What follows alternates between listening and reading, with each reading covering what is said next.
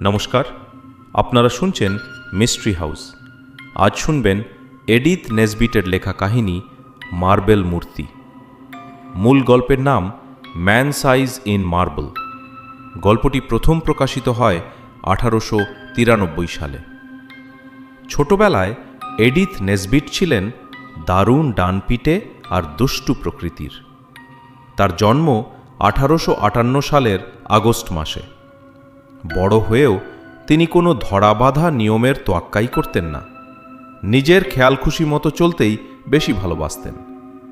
তিনি আর তার স্বামী হুবার্ট ব্ল্যান্ড মিলে এমন একটা রাজনৈতিক দল গড়ে তোলেন যাদের লক্ষ্য ছিল সমাজটাকে সবার জন্য আরও সুন্দর আর সমান করে তোলা। এই কারণেই তাদের বাড়িটা হয়ে উঠেছিল সেকালের নামিদামি লেখক আর জ্ঞানীগুণী মানুষদের আড্ডার একেবারে জমজমাট আখড়া। তার মৃত্যু ঘটে 1924 সালে।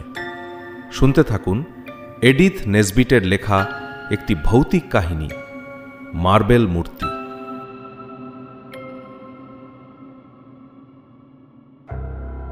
এই গল্পের প্রতিটি শব্দ সত্যি হলেও আমি আশা করি না যে মানুষ এটা বিশ্বাস করবে। আজকাল সব কিছু বিশ্বাস করার জন্য মানুষের একটা লজিক্যাল বা যৌক্তিক কারণ লাগে। তাই শুরুতেই আমি সেই লজিক্যাল কারণটা বলে নিই, যেটা আমার এই দুঃখজনক জীবনের গল্প শুনে বেশিরভাগ মানুষ বিশ্বাস করতে পছন্দ করবে।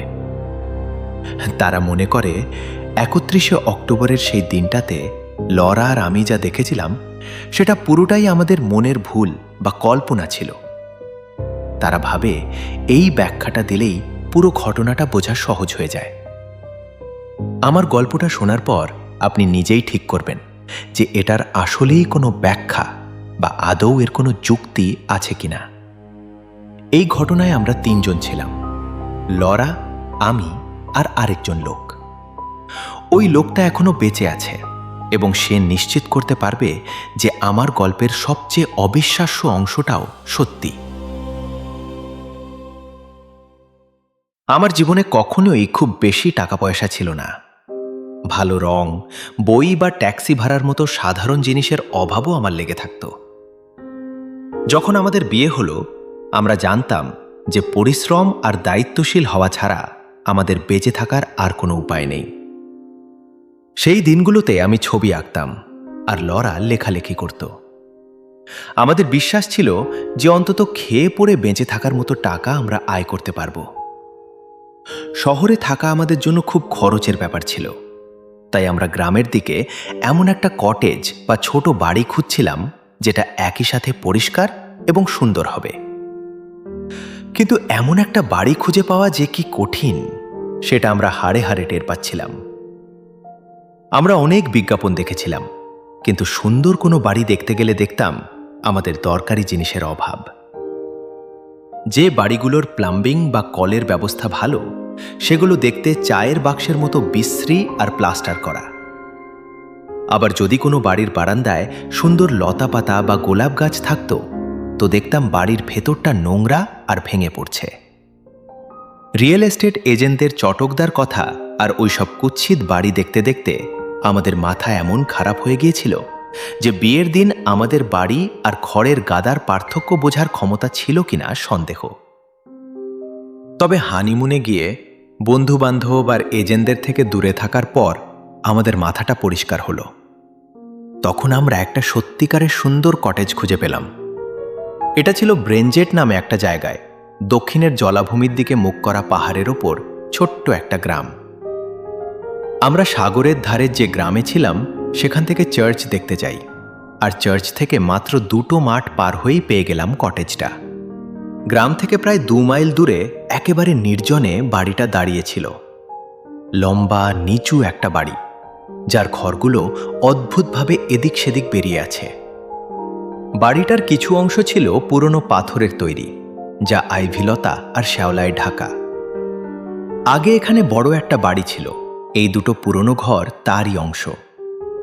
বাকি কটেজটা এই পুরনো পাথরের অংশের চারপাশে তৈরি করা হয়েছে। যদি এর গায়ে গোলাপ আর জুঁই ফুল না থাকতো, তবে বাড়িটা দেখতে হয়তো খুব জঘন্য লাগত।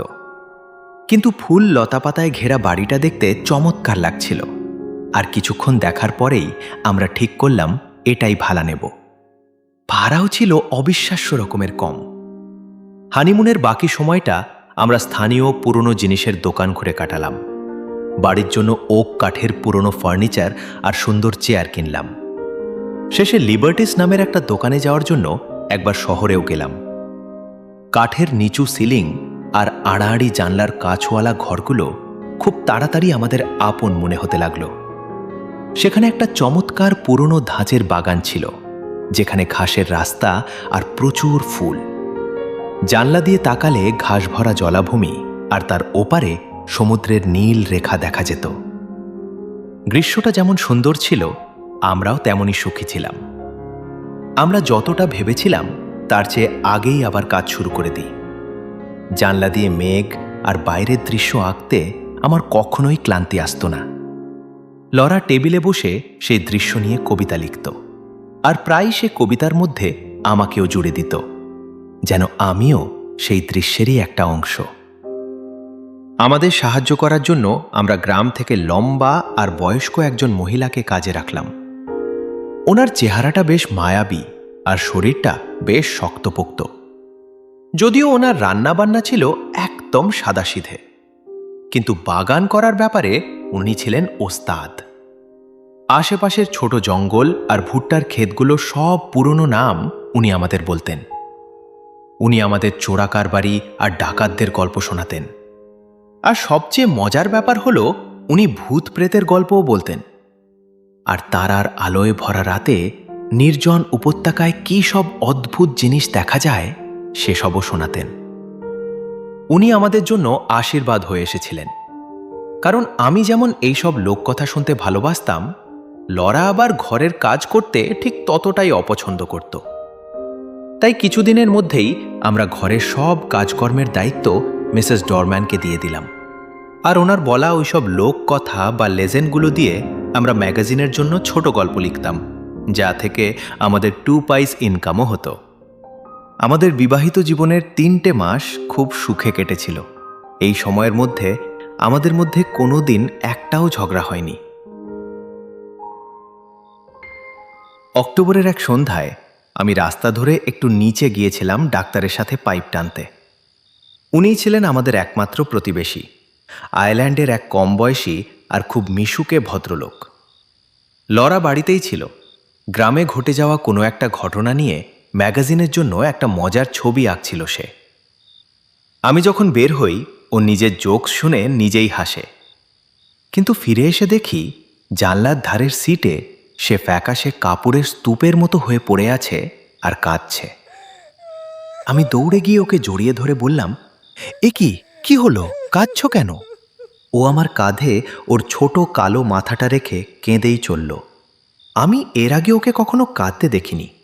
বুঝতেই পারছেন আমরা সব সময় কত সুখে থাকতাম, তাই আমি নিশ্চিত ছিলাম যে ভয়ঙ্কর কিছু একটা ঘটেছে। কি হয়েছে, প্লিজ আমাকে বলো। ও কাঁদতে কাঁদতে বলল, মিসেস ডরম্যান।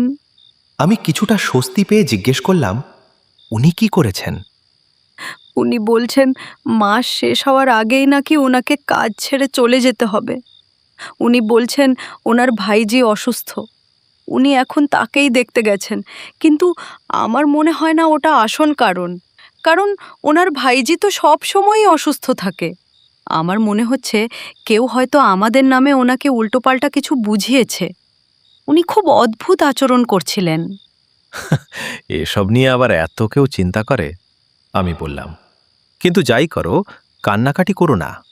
তুমি কাঁদলে তোমাকে সঙ্গ দিতে গিয়ে কিন্তু আমাকেও কাঁদতে হবে, আর তখন কিন্তু তুমি আর আমাকে সম্মান করবে না।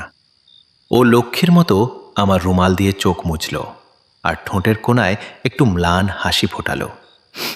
কিন্তু বুঝতে পারছি না, ব্যাপারটা সত্যিই সিরিয়াস। এই গ্রামের মানুষগুলো না পুরো ভেড়ার পাল। একজন যদি কোনো কাজ করতে না করে, তবে লিখে রাখো বাকি কেউই সেটা করবে না। আর তারপর আমাকেই রাতের রান্না করতে হবে, ওই নোংরা তেল তেলে থালা বাসন মাজতে হবে, আর তোমাকে বালতি বালতি জল বইতে হবে, জুতো আর ছুরি কাচি পরিষ্কার করতে হবে। আমাদের নিজেদের কাজের জন্য বা টাকা কামানোর জন্য বা অন্য কিছু করার জন্য কোনো সময়ই থাকবে না। সারাদিন শুধু ঘরের কাজই করতে হবে, আর রেস্ট পেতে হলে ওই কেটলিতে জল গরম হওয়ার সময়টুকুই ভরসা। আমি ওকে বোঝানোর চেষ্টা করলাম যে যদি আমাদের এই কাজগুলো করতেও হয়, তাও নিজেদের কাজ আর রেস্ট নেওয়ার জন্য দিনে বেশ খানিকটা সময় থাকবে। কিন্তু ও পুরো ব্যাপারটা শুধু নেগেটিভভাবেই দেখছিল।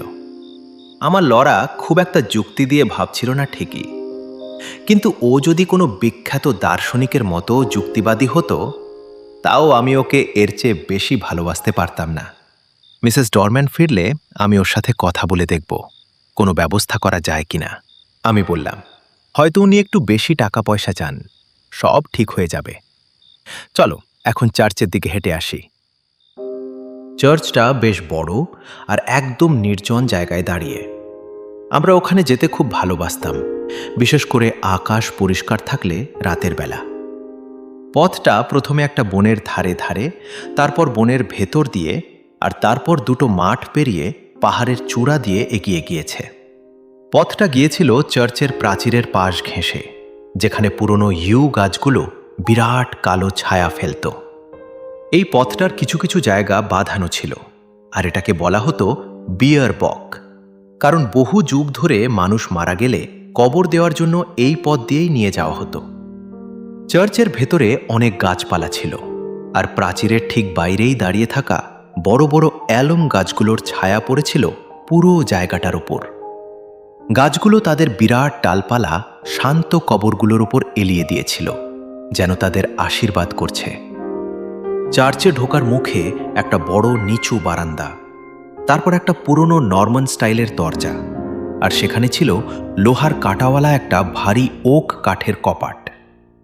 ভেতরে খিলান বা আর্চগুলো ওপরের অন্ধকারে হারিয়ে গিয়েছিল, আর তাদের মাঝে জালের মতো ডিজাইন করা জানলাগুলো চাঁদের আলোয় সাদা হয়ে ফুটে উঠেছিল।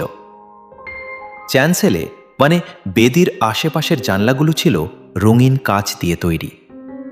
ওই অন্ধকারের মধ্যেও ওদের সুন্দর রঙগুলো হালকা বোঝা যাচ্ছিল। বেদির দুই পাশে দুটো ধূসর রঙের মার্বেল পাথরের নাইটের মূর্তি ছিল, যাদের গায়ে ছিল যুদ্ধের সাজ পোশাক বা আর্মার। তারা নিচু পাথরের বেদির ওপর শুয়ে, আর তাদের হাত দুটো চিরকালের জন্য প্রার্থনার ভঙ্গিতে জোড় করা। অবাক কাণ্ড হল, চার্চে যদি সামান্য আলো থাকত, তবু এই মূর্তি দুটো ঠিক দেখা যেত। ওদের নাম কেউ জানত না, কিন্তু স্থানীয় লোকেরা বলতো যে ওরা নাকি খুব ভয়ঙ্কর আর দুষ্টু লোক ছিল, যারা জলে স্থলে মানুষকে লুট করত। নিজেদের সময়ে ওরা নাকি ত্রাস ছিল, আর এত সব বাজে কাজ করেছিল যে ভগবানের শাস্তি হিসেবে তাদের বাড়িতে, অর্থাৎ ওই বড় বাড়িটা যেখানে এখন আমাদের কটেজটা আছে, বাজ পড়েছিল। কিন্তু তাও তাদের ছেলে মেয়েদের টাকার জোরে তারা চার্চের মধ্যে জায়গা পেয়ে গিয়েছিল।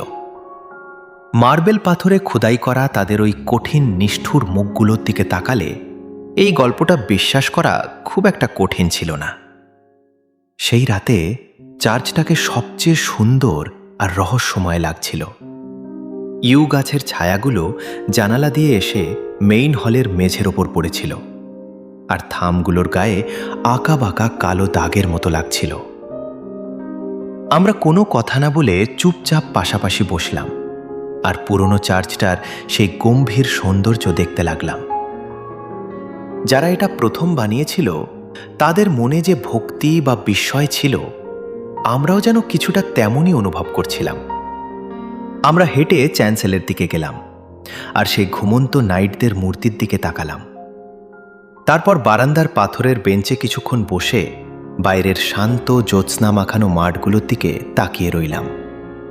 রাতের শান্তি আর আমাদের ভালোবাসার আনন্দটা যেন আমাদের শরীরের প্রতিটা কোণায় অনুভব করছিলাম। শেষে যখন ওখান থেকে বেরোলাম, তখন মনে হলো, ধুর, মেঝে ঘষা মাজা বা বাসন মাজার মতো কাজগুলো আসলে কোনো সমস্যাই না। মিসেস ডরম্যান গ্রাম থেকে ফিরে এসেছিলেন, আর আমি সাথে সাথেই ওনার সাথে একা কথা বলতে চাইলাম। ওনাকে আমার পেন্টিং স্টুডিওতে নিয়ে গিয়ে বললাম, মিসেস ডরম্যান, আপনি নাকি কাজ ছেড়ে চলে যাওয়ার কথা বলেছেন শুনলাম। উনি ওনার স্বভাব মতো শান্ত আর গম্ভীর গলায় উত্তর দিলেন, হ্যাঁ স্যার, মাস শেষ হওয়ার আগেই চলে যেতে পারলে আমি খুশি হব। আপনি কি কোনো কারণে অখুশি মিসেস ডরম্যান? একদমই না স্যার, আপনি আর আপনার স্ত্রী সবসময় খুব ভালো ব্যবহার করেছেন, আমি জানি। তাহলে সমস্যাটা কি? আমরা কি আপনাকে যথেষ্ট মাইনে দিচ্ছি না? না স্যার, টাকা পয়সা ঠিকই আছে। তাহলে থাকতে চাইছেন না কেন? আমি আসলে মানে উনি একটু ইতস্তত করলেন। আমার ভাইঝি অসুস্থ। কিন্তু আমরা এখানে আসার পর থেকেই তো শুনছি আপনার ভাইজি অসুস্থ। উনি কোনো উত্তর দিলেন না। অনেকক্ষণ একটা অস্বস্তিকর নীরবতা ঝুলে রইল। শেষমেশ আমিই প্রথমে কথা বললাম। আপনি কি আর একটা মাসও থাকতে পারবেন না? আমি জিজ্ঞেস করলাম। না স্যার, আমাকে বৃহস্পতিবারের মধ্যে যেতেই হবে। আর সেদিন ছিল সোমবার। দেখুন, আমাকে বলতেই হচ্ছে যে আপনি খবরটা আমাদের আর একটু আগে দিতে পারতেন। এখন অন্য কাউকে খুঁজে বের করার মতো সময় তো হাতে নেই। আর আপনার মেম সাহেবের শরীর যা, তাতে ওনার পক্ষে ঘরের এত ভারী কাজ করা সম্ভব না। আপনি কি অন্তত পরের সপ্তাহ পর্যন্ত থাকতে পারবেন না? আমি হয়তো পরের সপ্তাহে ফিরে আসতে পারবো। এই কথা শুনে আমি মোটামুটি নিশ্চিত হয়ে গেলাম যে উনি আসলে কদিনের একটা ছুটি চাইছেন, যেটা আমরা কোনো একটা বদলি লোক পেলেই ওনাকে আনন্দের সাথেই দিয়ে দিতাম। কিন্তু আপনাকে এই সপ্তাহেই বা যেতে হবে কেন? আমি জোর দিয়ে জিজ্ঞেস করলাম। লুকোবেন না, আসল কারণটা আমাকে খুলে বলুন। মিসেস ডরম্যান ওনার গায়ের ছোট শালটা বুকের কাছে শক্ত করে টেনে নিলেন, যেন ওনার শীত করছে। তারপর উনি এমনভাবে কথাগুলো বললেন যেন জোর করে মুখ দিয়ে বের করতে হচ্ছে। স্যার, লোকেরা বলে ক্যাথলিকদের আমলে এটা একটা মস্ত বড় বাড়ি ছিল, আর এখানে অনেক কিছু করা হতো। উনি যেভাবে অনেক কিছু শব্দটা বললেন সেটা শুনতে এতটাই অশুভ লাগলো যে আমার রক্ত হিম হয়ে যাওয়ার জোগাড়। আমি মনে মনে খুশিই হলাম যে লরা ঘরে ছিল না।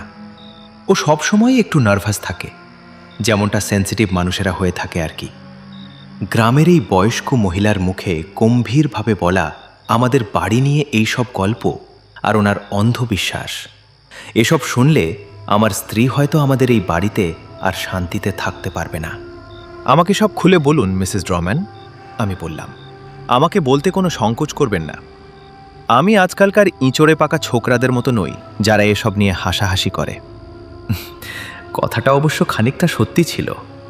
তাহলে বলি স্যার, উনি গলা নামিয়ে বললেন, আপনি হয়তো চার্চের বেদির পাশে দুটো মূর্তি দেখেছেন।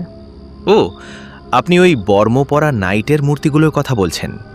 আমি বেশ হাসি খুশি গলায় বললাম, আমি ওই দুটো শরীরের কথা বলছি, যেগুলো মার্বেল পাথর কেটে একেবারে মানুষের মাপে বানানো হয়েছে। উনি উত্তর দিলেন।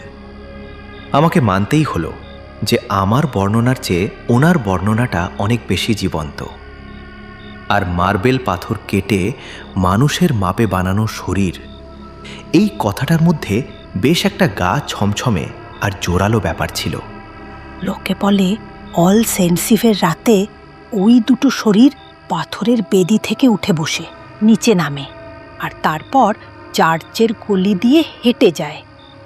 তখনও কিন্তু ওরা ওই মার্বেলেরই থাকে। আর যখন চার্চের ঘড়িতে 11টা বাজে, ওরা চার্চের দরজা দিয়ে বেরিয়ে কবরের উপর দিয়ে হেঁটে ওই সব দেহ নিয়ে যাওয়ার রাস্তা ধরে এগিয়ে যায়। আর যদি বৃষ্টির রাত হয় তবে সকালবেলা ওদের পায়ের ছাপও দেখা যায়। আর ওরা যায়টা কোথায়? বেশ কৌতূহল নিয়েই আমি জিজ্ঞেস করলাম। ওরা তো এখানেই ফিরে আসে স্যার, নিজেদের বাড়িতেই। আর যদি কারো সামনে ওরা পড়ে যায়, তাহলে কি হয়? আমি জানতে চাইলাম। কিন্তু না, ভদ্রমহিলার মুখ থেকে আর একটা কথাও বের করা গেল না। উনি শুধু ওই একটাই কথা বলে যাচ্ছিলেন যে ওর ভাইজি অসুস্থ আর ওকে যেতেই হবে। উনি আমাকে যা শুনিয়েছিলেন তারপর ওই ভাইজি অসুস্থর বাহানা নিয়ে তর্ক করাটা অর্থহীন মনে হলো। তাই আমি বরং ওর কাছ থেকে ওই মেথ বা কিংবদন্তিটার ব্যাপারে আরও কিছু জানার চেষ্টা করলাম। কিন্তু কাজের কাজ কিছুই হলো না। উল্টে উনি আমাকে সাবধান করতে লাগলেন। যাই করুন না কেন স্যার, অল সেন্টস ইভের দিন সন্ধে সন্ধে দরজা বন্ধ করে দেবেন, আর দরজার চৌকাঠে আর জানালায় কুশ চিহ্ন এঁকে দেবেন। সে তো বুঝলাম, কিন্তু সত্যি কি কেউ কখনো এদের দেখেছে? সে কথা বলার আমি কে? আমি যতটুকু জানি সেটুকুই যথেষ্ট, স্যার। আচ্ছা, গত বছর এখানে কারা ছিল? কেউ না, স্যার। বাড়ির মালিক ওই ভদ্রমহিলা শুধু গরমকালেই এখানে থাকতেন, আর ওই বিশেষ রাতটার পুরো 1 মাস আগেই উনি লন্ডনে চলে যেতেন। স্যার, আপনার আর আপনার স্ত্রীর অসুবিধা হচ্ছে বুঝতে পারছি, আমি দুঃখিত, কিন্তু আমার ভাইজি অসুস্থ, আমাকে বৃহস্পতিবার যেতেই হবে। আসল কারণটা বলার পরেও উনি যখন আবার সেই একই মিথ্যে অজুহাত দিচ্ছিলেন, তখন ইচ্ছে করছিল ওকে ধরে একটু ঝাঁকুনি দিই। উনি চলে যেতে বদ্ধপরিকর ছিলেন। আমরা অনেক বুঝিয়েও ওর মন পাল্টাতে পারলাম না। লরাকে আমি ওই মার্বেলের মূর্তির হেঁটে বেড়ানোর গল্পটা বলিনি। একটা কারণ হলো, আমাদের বাড়ি নিয়ে এমন একটা ভুতুড়ে গল্প শুনলে ও হয়তো ভয় পেয়ে যেত। আরেকটা কারণ অবশ্য বেশ রহস্যময়। অন্যান্য গল্পের চেয়ে এই গল্পটা আমার কাছে একটু অন্যরকম মনে হয়েছিল। তাই ওই নির্দিষ্ট দিনটা পার না হওয়া পর্যন্ত আমি এটা নিয়ে কোনো কথা বলতে চাইছিলাম না। অবশ্য কিছুদিনের মধ্যেই আমি ওই সব কিংবদন্তি ভুলে গেলাম। আমি তখন লরার একটা ছবি আঁকায় ব্যস্ত। ছবিতে ওর পেছনে একটা জালি কাটা জানালা ছিল। ওই সব নিয়ে এমন মগ্ন ছিলাম যে অন্য কিছু ভাবার সময় পাচ্ছিলাম না। ব্যাকগ্রাউন্ডে ছিল হলুদ আর ধূসর রঙের এক সুন্দর সূর্যাস্ত, আর আমি খুব আগ্রহ নিয়ে ওর লেস দেওয়া পোশাকের কারুকাজগুলো আঁকছিলাম। বৃহস্পতিবার মিসেস ডমেন চলে গেলেন। যাওয়ার সময় ওর মনটা মনে হয় একটু নরম হয়। উনি বললেন, ম্যাম, খুব বেশি খাটাখাটনি করবেন না যেন, আর আগামী সপ্তাহে যদি ছোটোখাটো কোনো দরকার পড়ে আমি নিশ্চয়ই করে দেব, কোনো অসুবিধা হবে না। ওর কথা শুনে বুঝলাম হ্যালোইনটা পার হলেই উনি আবার কাজে ফিরতে চান।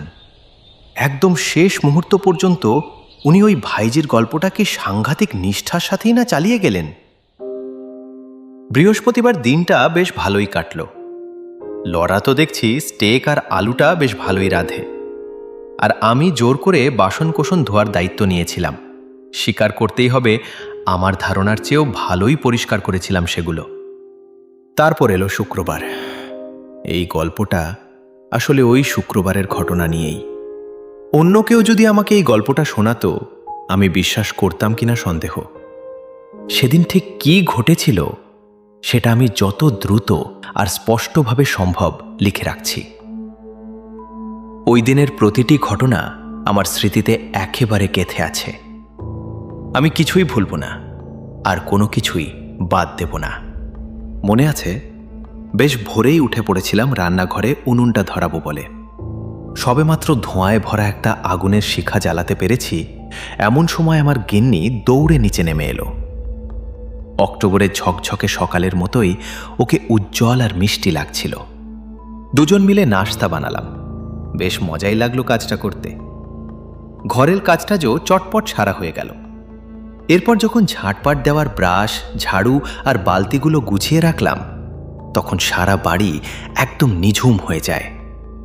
অবাক করার বিষয়, বাড়িতে মাত্র একজন মানুষ না থাকলে কতটা ফারাক মনে হয়। আমরা সত্যিই মিসেস ডরম্যানকে মিস করছিলাম, আর সেটা শুধু রান্নাবান্না বা ঘরদোর পরিষ্কারের জন্য নয়। বইপত্র ঝাড়পোছ আর গোছগাছ করেই দিনটা কাটিয়ে দিলুম আমরা। রাতে ঠান্ডা স্টেক আর কফি দিয়েই বেশ আনন্দের সাথে ডিনার সারা হলো। লরাকে যেন আগের চেয়েও অনেক বেশি খুশি, ফুরফুরে আর মিষ্টি লাগছিল। আমার তো মনে হতে লাগলো একটু আধটু ঘরের কাজ ওর শরীরের জন্য ভালোই। বিয়ের পর আমরা বোধহয় এতটা সুখী আগে কখনো ছিলাম না। আর ওই বিকেলে আমরা যে হাঁটতে বেরিয়েছিলাম, আমার বিশ্বাস সেটা ছিল আমার পুরো জীবনের সবচেয়ে সুখের মুহূর্ত। আমরা দেখলাম ফিকে সবুজ আকাশের বুকে গাঢ় লাল মেঘগুলো ধীরে ধীরে কেমন ধূসর হয়ে মিলিয়ে গেল। দূরের জলাভূমির ঝোপঝাড়ের ওপর দিয়ে সাদা কুয়াশার কুণ্ডলি পাকিয়ে উঠতে দেখলাম। তারপর একে অপরের হাত ধরে নিঃশব্দে এগিয়ে চললাম বাড়ির পথে। ডার্লিং, তোমার কি মনটা খারাপ? আমাদের ছোট বসার ঘরটায় দুজনে বসার সময় আমি খানিকটা ঠাট্টা করেই কথাটা বললাম। ভেবেছিলাম ও হয়তো অস্বীকার করবে, কারণ আমি নিজে তো তখন খুশিতে বাকরুদ্ধ। কিন্তু আমাকে অবাক করে দিয়ে ও বলল, হ্যাঁ, আমার মনে হয় মনটা খারাপ, বা হয়তো কোনো কারণে দুশ্চিন্তা হচ্ছে। শরীরটা ঠিক জুত লাগছে না। ঘরে ঢোকার পর থেকে ৩-৪ বার কাঁপুনি দিয়ে উঠল, অথচ এখন তো তেমন একটা ঠান্ডা নেই, তাই না?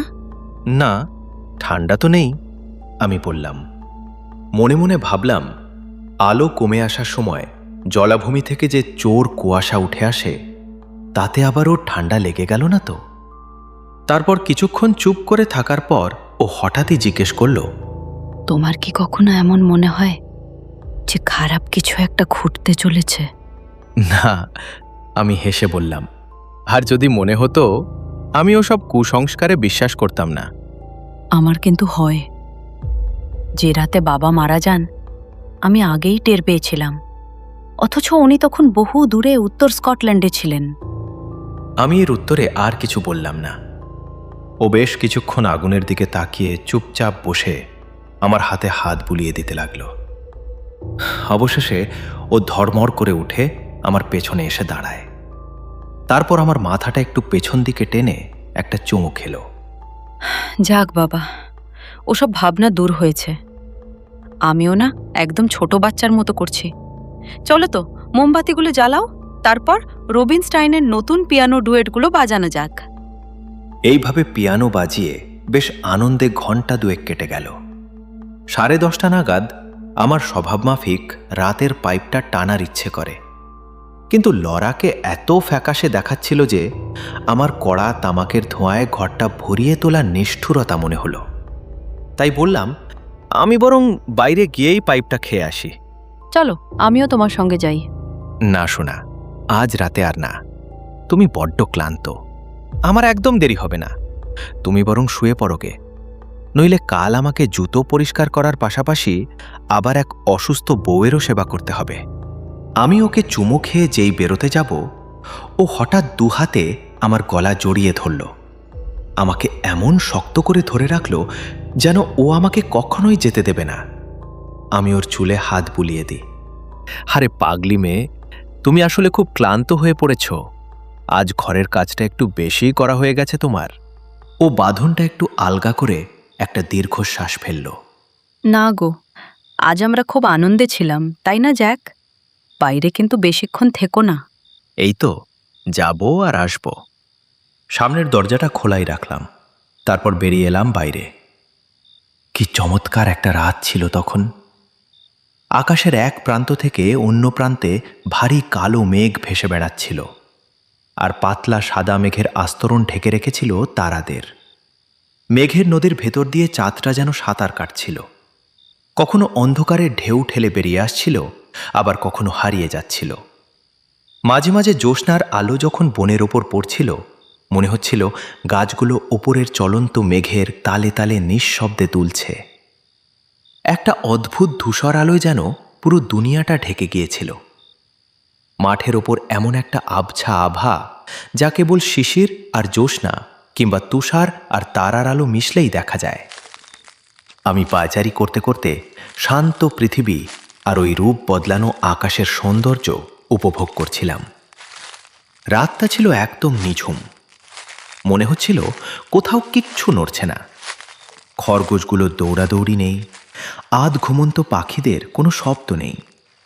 আকাশে মেঘগুলো ভেসে চললেও যে বাতাস ওদের ঠেলছিল, সেটা নিচে নেমে বনের পথের শুকনো পাতাগুলোকে নাড়ানোর মতো অবস্থায় ছিল না। মাঠের ওপারে গির্জার চূড়াটা দেখা যাচ্ছিল। আকাশের গায়ে ওটাকে কালো আর ধূসর দেখাচ্ছে। আমি হাঁটতে হাঁটতে আমাদের গত 3 মাসের সুখের দিনগুলোর কথা ভাবছিলাম আমার স্ত্রীর কথা, ওর মায়াবী চোখ আর ভালোবাসায় ভরা স্বভাবের কথা। ওহ, আমার ছোট্ট সোনামণি, আমার নিজের লক্ষ্যেটি। ঠিক সেই মুহূর্তে মনে হচ্ছিল আমাদের সামনে একটা দীর্ঘ আর সুখী জীবন অপেক্ষা করছে। এমন সময় হঠাৎ গির্জার ঘণ্টা শুনতে পেলাম। আমি ভেতরে যাওয়ার জন্য ঘুরলাম, কিন্তু রাতটা এত সুন্দর ছিল যে ছেড়ে যেতে মন চাইল না।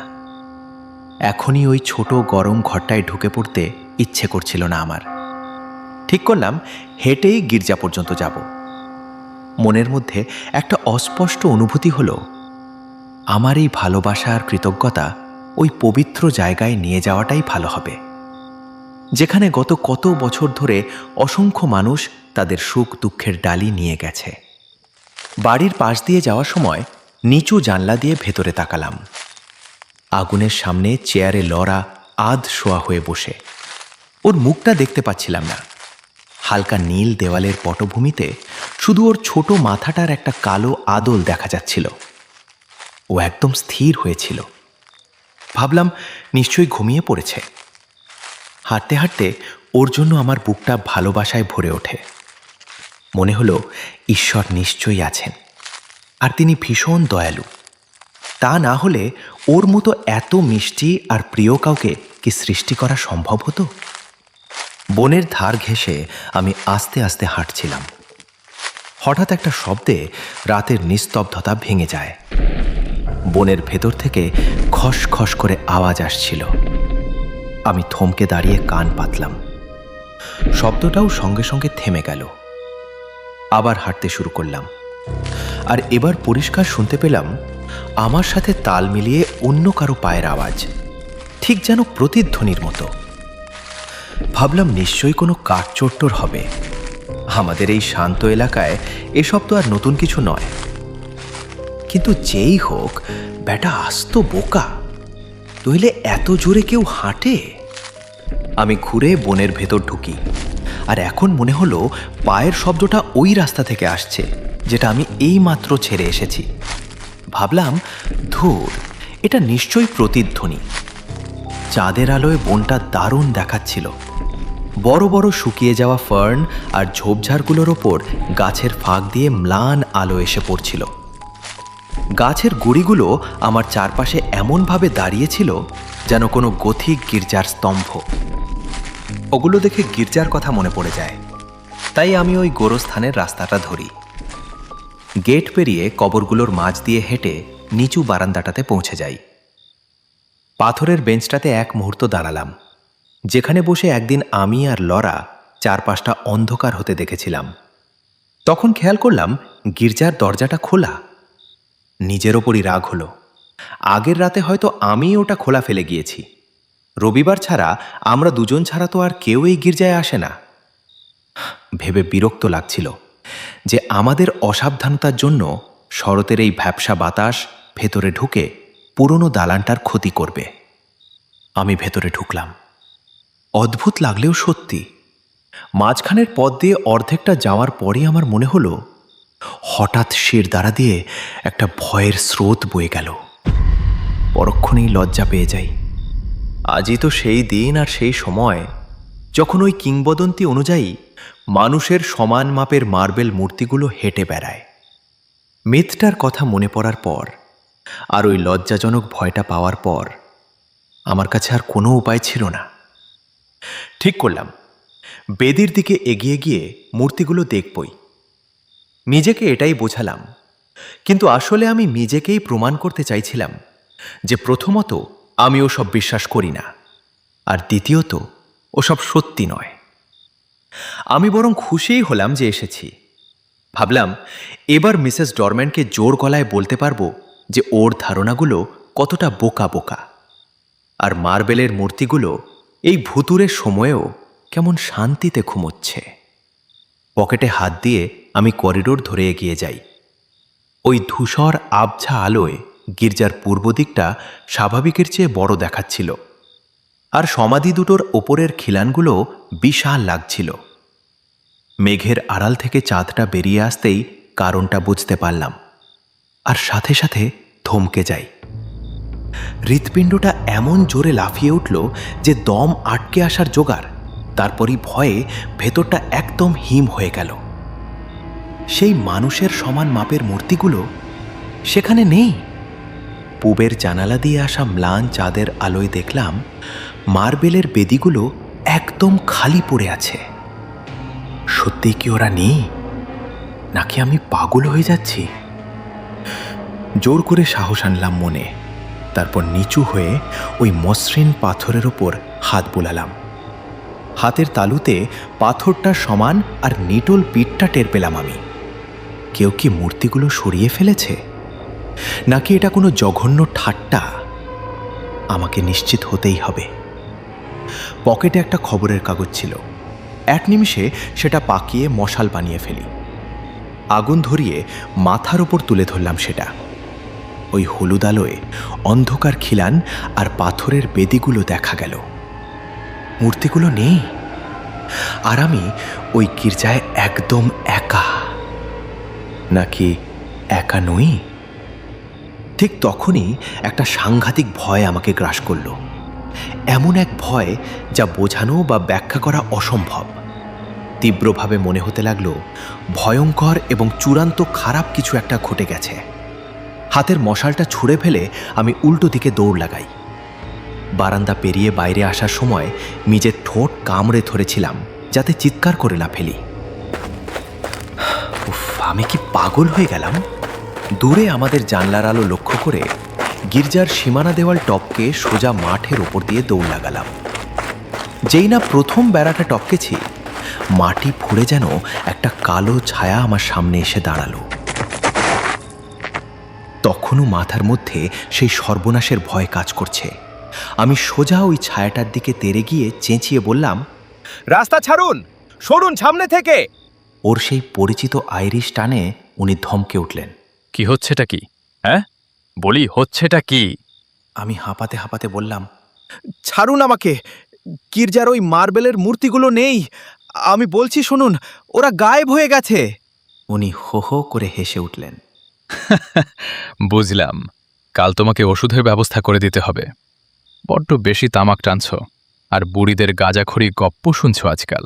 আরে আমি সত্যি বলছি, আমি নিজের চোখে ওই খালি বেদি দেখে এসেছি। আচ্ছা বেশ, চলো আমার সাথে। আমি পালমার বুড়োর বাড়ি যাচ্ছি। ওর মেয়েটা অসুস্থ। যাওয়ার পথে গির্জায় থামব। তুমি আমাকে ওই খালি জায়গাটা দেখিয়ে দিও, কেমন? ওর হাসি দেখে ভয়টা একটু কম ছিল। বললাম, আপনি চাইলে যান, আমি বাড়ি ফিরছি আমার স্ত্রীর কাছে। কি সব আজে বাজে বকছ? তুমি কি ভেবেছ আমি তোমাকে যেতে দেব? তুমি সারা জীবন বলে বেড়াবে যে পাথরের মূর্তি জ্যান্ত হতে দেখেছ, আর আমাকে সারা জীবন বলতে হবে যে তুমি একটা ভীতু কাপুরুষ ছিলে। মশাই, ওসব হবে না। রাতের খোলা বাতাস, মানুষের গলার আওয়াজ, আর ওই 6 ফুট লম্বা বাস্তববাদী মানুষটার ছোঁয়া, সব মিলিয়ে আমি যেন আবার ধরে প্রাণ ফিরে পেলাম। বিশেষ করে ওই কাপুরুষ শব্দটা শুনে মনে হলো কেউ যেন চোখে মুখে ঠান্ডা জলের ছিটে দিল। বেশ, চলুন তবে। আমি একটু ঘাড় বেঁকিয়েই বললাম, হয়তো আপনিই ঠিক বলছেন। উনি তখনও আমার হাতটা শক্ত করে ধরে রেখেছিলেন। আমরা আবার ওই বেড়া টপকে গির্জায় ফিরে আসি। চারপাশটা একদম শুনশান। জায়গাটা থেকে একটা ভ্যাপসা মাটির গন্ধ আসছিল। আমরা করিডোর ধরে এগিয়ে চলি। বলতে লজ্জা নেই, আমি ভয়ে চোখ দুটো বন্ধ করে ফেলেছিলাম। আমি নিশ্চিত ছিলাম মূর্তিগুলো ওখানে নেই। ডাক্তারের দেশলাই জ্বালানোর শব্দ কানে আসে। এই তো দেখো, দিব্যি শুয়ে আছে। তুমি হয়তো স্বপ্ন দেখছিলে, নয়তো নেশা করে আছো। চোখ খুললাম আমি। ডাক্তারের নিভে আসা দেশলাইয়ের আলোয় দেখলাম বেদির ওপর সেই দুটো মূর্তি বহাল তবিয়তে শুয়ে আছে। স্বস্তির নিঃশ্বাস ফেলে ওর হাতটা চেপে ধরলাম আমি। আপনার কাছে আমি সত্যিই কৃতজ্ঞ ডাক্তার, বললাম। হয়তো আলোর কোনো কারসাজি ছিল, কিংবা অতিরিক্ত কাজের চাপে এমন হয়েছে। বিশ্বাস করুন, আমি একদম নিশ্চিত ছিলাম যে ওরা ওখানে নেই। সে আমি বুঝতে পারছি। উনি গম্ভীর গলায় উত্তর দিলেন, বন্ধু, তোমার ওই মস্তিষ্কটাকে কিন্তু একটু সামলে রেখো বলে দিচ্ছি।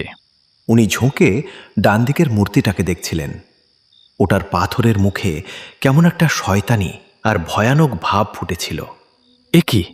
উনি বলে উঠলেন, এখানে তো কিছু একটা গন্ডগোল লাগছে। এর হাতটা তো দেখছি ভাঙা। সত্যিই তো, আমি নিশ্চিত শেষবার যখন আমি আর লড়া এসেছিলাম হাতটা আস্তই ছিল। হয়তো কেউ চুরি করার চেষ্টা করেছিল। তরুণ ডাক্তার বললেন, তাতে তো আর আমার দেখা দৃশ্যটার কোনো ব্যাখ্যা মিলছে না। আমি আপত্তি জানালাম। অতিরিক্ত ছবি আঁকা আর ওই তামাকের নেশা, ওতেই সব ব্যাখ্যা মিলে যায়। যাই হোক, চলুন যাওয়া যাক, আমি বললাম, নইলে আমার গিন্নি আবার চিন্তা করবে।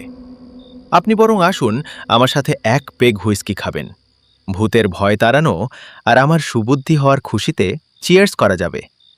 পালমারের ওখানে যাওয়া দরকার ছিল, কিন্তু এত রাত হয়ে গেছে, এখন বরং থাক, সকালেই যাব। উনি উত্তর দিলেন, ইউনিয়ন অফিসে আটকে গিয়েছিলাম, বুঝলে তো, তারপর অনেক রোগী দেখতে হলো। ঠিক আছে, চলো, তোমার ওখানেই যাচ্ছি। আমার ধারণা ডাক্তারবাবু ভাবছিলেন পালমারের মেয়ের চেয়ে আমারই ওকে বেশি দরকার। তাই চোখের ভুল কিভাবে হয় আর এই অভিজ্ঞতার ওপর ভিত্তি করে ভূত দেখার ব্যাপারটা আসলে কি, এসব নিয়ে বড় বড় লেকচার দিতে দিতে আমরা বাড়ির দিকে এগোলাম। বাগানের রাস্তা দিয়ে যাওয়ার সময় দেখলাম সামনের দরজা দিয়ে উজ্জ্বল আলো বেরিয়ে আসছে। কাছে গিয়ে দেখি বসার ঘরের দরজাও হাঁ করে খোলা। লরা কি বাইরে কোথাও গেল নাকি? ভেতরে আসুন, আমি বললাম। ডাক্তার কেলি আমার পিছু পিছু বসার ঘরে ঢুকলেন। ঘরটা মোমবাতির আলোয় ঝলমল করছিল। শুধু যে ভালো মোমবাতি তা নয়, অন্তত জনাবারও সস্তা চর্বির মোমবাতিও ফুলদানিতে বা তাকের ওপর অদ্ভুত সব জায়গায় বসানো ছিল। আমি জানতাম লরা ভয় পেলে বা নার্ভাস হলে এমন আলো জ্বালিয়ে রাখে। আরে বেচারি, কেন যে আমি ওকে একা রেখে গেলাম? আমি একটা গাধা। আমরা ঘরের চারদিকে চোখ বোলাই। প্রথমে ওকে দেখতেই পেলাম না। জানলাটা ছিল খোলা আর বাতাসের ঝাপটায় মোমবাতির শিখাগুলো সব একদিকে হেলেছিল। ওর চেয়ারটা খালি, রুমাল আর বইটা মেঝের ওপর পড়ে আছে। আমি ঝট করে জানলার দিকে তাকাই, আর ওখানে জানলার খোপের মধ্যে দেখতে পেলাম ওকে। ও মাই গড, ও মাই গড, মাই গড! জানলার কাছে রাখা একটা টেবিলের ওপর চিত হয়ে পড়েছিল লরা। শরীরটা অর্ধেক টেবিলের ওপর আর অর্ধেক জানলার সিটে। মাথাটা টেবিলের কিনারা থেকে ঝুলে আছে। ওর বাদামি চুলগুলো খুলে কার্পেটের ওপর ছড়িয়ে পড়েছে। ঠোঁটগুলো এমনভাবে ফাঁক হয়ে আছে যে দাঁত দেখা যাচ্ছে, আর চোখ দুটো বিস্ফারিত। সেই চোখ এখন আর কিছুই দেখছে না। ডাক্তার ওর দিকে এগোতে যাচ্ছিলেন, কিন্তু আমি ওকে ঠেলে ছড়িয়ে লরার কাছে ছুটে গেলাম। ওকে দু হাতে জড়িয়ে ধরে কুকিয়ে উঠে বললাম, সব ঠিক আছে লরা, আমি তো আছি, ভয়ের কিচ্ছু নেই সোনা, তুমি এখন নিরাপদ। ও একটা ন্যাকড়ার পুতুলের মতো আমার কোলে এলিয়ে পড়ল। আমি ওকে জড়িয়ে ধরে চুমু খেলাম, সব আদরের নাম ধরে ডাকলাম। কিন্তু আমার মনে হয় আমি সব সময় জানতাম যে ও আর বেঁচে নেই। ওর হাত দুটো শক্ত করে মুঠো করা ছিল। এক হাতে ও কিছু একটা খুব জোরে চেপে ধরে রেখেছিল। যখন আমি নিশ্চিত হলাম যে ও মারা গেছে, আর কোনো কিছুরই কোনো গুরুত্ব নেই, তখন ডাক্তার ওর হাতের মুঠোটা খুললেন। ওর হাতে ধরা ছিল ধূসর রঙের একটা মার্বেলের আঙুল।